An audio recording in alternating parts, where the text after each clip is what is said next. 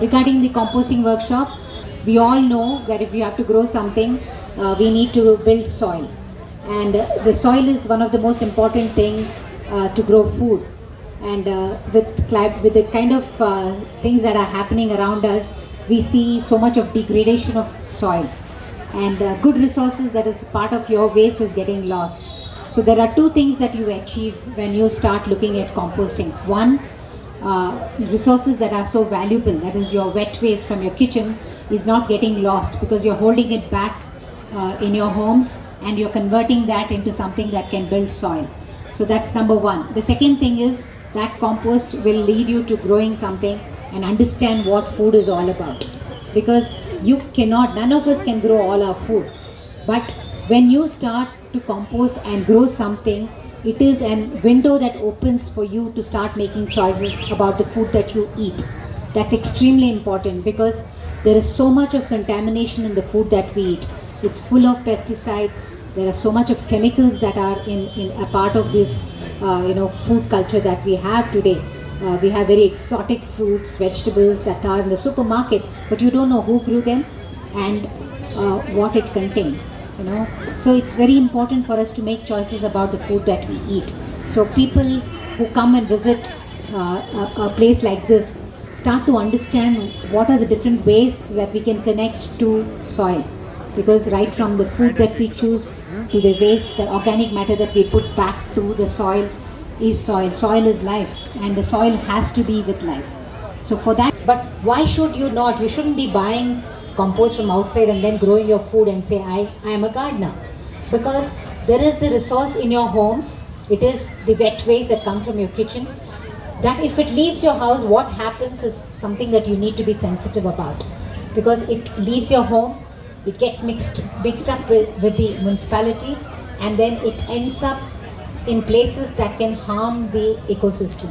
So it is in the land dumps, because there is no landfill, it is in the land dumps. Also it's in the soil, in the water, in the oceans, in the river, in the lakes. It ends up everywhere.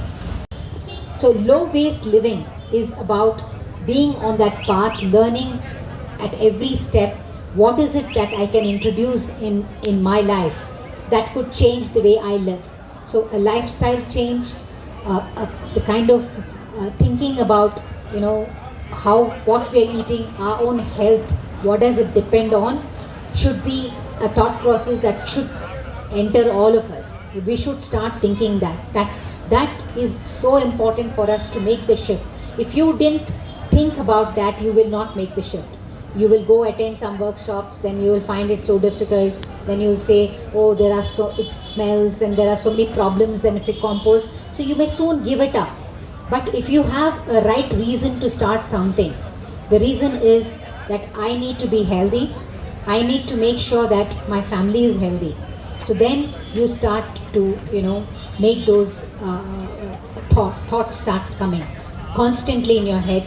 Can I make this change? Can I move towards being a little more mindful of how I spend my money and buying different things?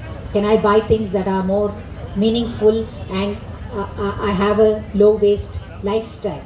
So those are the things that we can do. So what really happens to your waste is it leaves your home, and organic waste, especially organic waste, which is the largest part of the waste system, ends up getting trapped in these landfills. And when that gets trapped, there is no oxygen, because landfill is where you keep suritare, all the kasav that leaves the city, they keep dumping it and it starts piling up like a mountain, and your organic waste starts to get trapped there. When organic waste gets trapped, there is no oxygen. It can't break down aerobically. So it starts to break down anaerobically, and that's the problem. So today, if you say that I have sent my waste, you are actually contributing to the air pollution, because when the organic matter gets trapped, it starts to break anaerobically and methane gets generated. And methane is one of the deadliest greenhouse gases, and this gas is what is polluting. It's worse than carbon dioxide. So you are contributing to the quality of the environment by sending your waste out, your organic waste. So that's number one. Second thing is the dark fluid that leaves, these landfills, and they enter the soil and the water body also.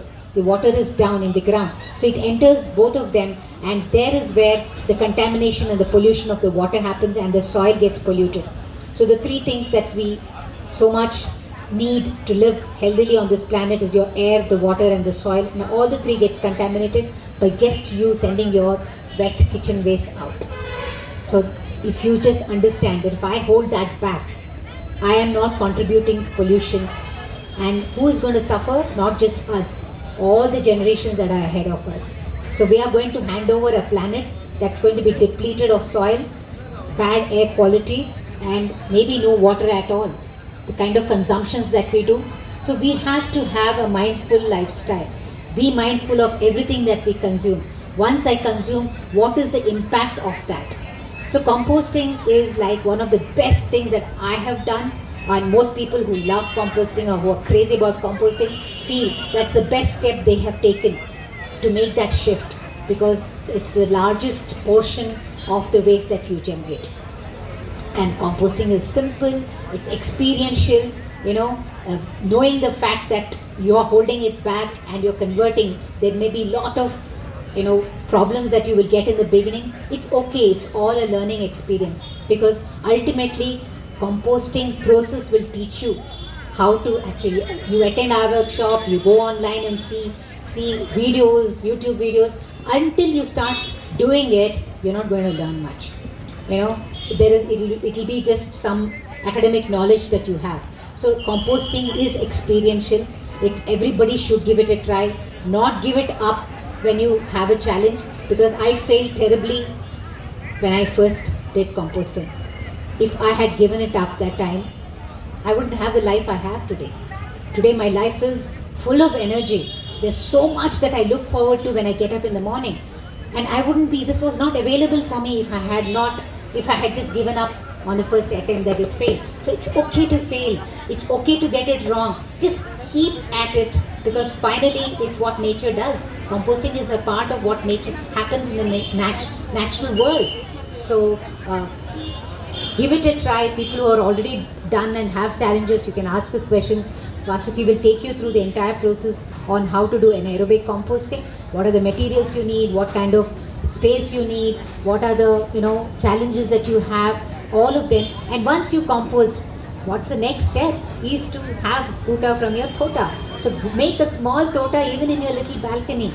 Grow some herbs. So I want Meenakshi to give little tips, and also the joy of growing food. That's something that we all should get attached to.